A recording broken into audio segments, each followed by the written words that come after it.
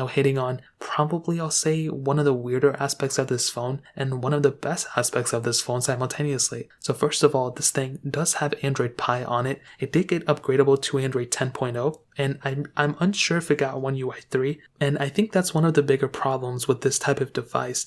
I think it's probably going to be getting it, as far as I can tell from some articles that I've read, and I think that's, like I mentioned before, one of the bigger issues with this type of device. It's already pretty much outdated. It got One UI 2.5, which I'm happy with, or apparently the A50 did actually get One UI 3, but my specific model just didn't get it, and I think that's great. I think that's awesome, but One UI 3 is already going to be outdated pretty soon, and unfortunately this device, isn't going to be lasting much longer beyond that. And as I mentioned before, that's kind of sad. I think for devices that support things like, longer software support is great, but on top of that, I'm unsure of the rooting and custom ROM capability behind this device too. So it's kind of another area where this phone could have been improved in, but Samsung is never going to unlock the bootloaders ever again, so we're pretty much screwed and we're pretty much boxed in terms of that standpoint.